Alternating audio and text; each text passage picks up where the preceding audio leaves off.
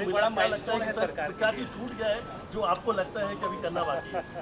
पलट के देखते हैं तो लगता है कि काफ़ी कुछ कर दिया, और आगे देखते हैं तो लगता है कुछ किए ही नहीं, बहुत बाकी है। तो मुझे इस बात का आनंद है कि जैसे हमने नक्सलवाद को आखिरी सलाम, लाल सलाम को आखिरी सलाम किया है, ये हमारे लिए उल्लेखनीय उपलब्धि। ऐसा लगता था कि तो असंभव है, लेकिन यशस्वी प्रधानमंत्री श्रीमान नरेंद्र मोदी जी के नेतृत्व में, माननीय गृह मंत्री अमित शाह जी के कुशल नेतृत्व में जिस प्रकार से नक्सलवादियों से निपटने में मध्य प्रदेश सफल हुआ है, मैं एक तरह से भारत सरकार के माननीय प्रधानमंत्री जी को बधाई देना चाहूँगा। उनके 12 साल के सफलतम शासनकाल में ये अगर राज्य की दृष्टि से देखा जाए तो हमारी सबसे बड़ी चुनौती थी, जहाँ कांग्रेस के शासनकाल में ये विशाल सपेला दंश पूरे प्रदेश ने भोगा। खुद कांग्रेस के मंत्री को भी हमारे राज्य के अंदर ये शर्मनाक घटना घटी, उनके अपनी जान की बाजी लगाना पड़ी। मुझे संतोष है कि हमने सब ने मिलकर माननीय प्रधानमंत्री जी के नेतृत्व में इसको न केवल समूल नष्ट किया, बल्कि विकास की बयार बालाघाट, मंडला, डिंडोरी में प्रारंभ हुई है। दूसरी तरफ यूनियन कार्बाइड का 40 साल पुराना कांग्रेस के शासनकाल का कचरे को जला करके यूनियन कार्बाइड के दंश से भी एक तरह से मुक्ति दिलाने का काम हुआ। नदी जोड़ो अभियान से लेकर कई बड़े बड़े काम जैसे हुए हैं, ये वाकई हमारे लिए अद्भुत हुए हैं, जो पूरी दुनिया के लिए आश्चर्य है।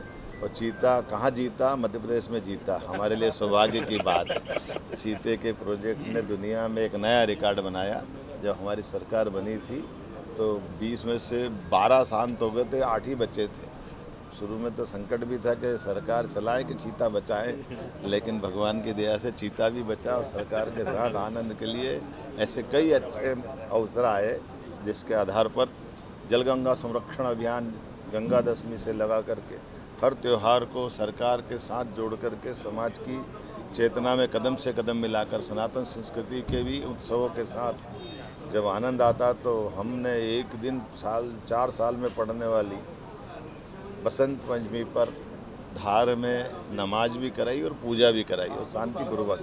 और भोजशाला के निर्णय का परिपालन 750 साल पुराना एक विवाद, माननीय न्यायालय के निर्णय का पालन कराने में सरकार की सफलता के साथ हम सब गौरवान्वित होते हैं। कई सारे medical college, PM excellence college, नई यूनिवर्सिटी, बोलने के लिए तो मैं बहुत देर तक बोल सकता हूँ, लेकिन हम ये सारे उल्लेखनीय काम है जिसको पलट के देखते तो 2.5 साल के ये गौरवशाली इतिहास भी है जिस पर गर्व कर सकते हैं। लेकिन आगे देखते हैं तो अभी हमको अपने राज्य के अंदर औद्योगिकरण से लगा करके कई सारे सेक्टर में, यद्यपि ये बात सही कि सबसे कम बेरोजगारी की दर अगर कहीं है तो मध्य प्रदेश में।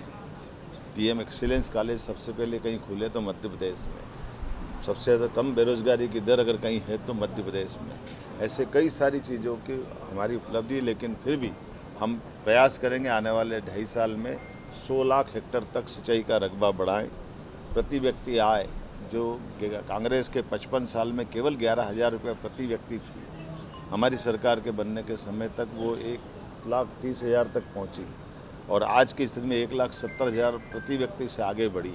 मुझे गर्व है, इस पे हम लगातार और आगे काम करेंगे, और अमृतकाल 2047 तक 22,50,000 रुपया प्रति माह प्रति व्यक्ति आय हो, इस प्रकार से प्रयास करेंगे। मेरी अपनी ओर से बधाई।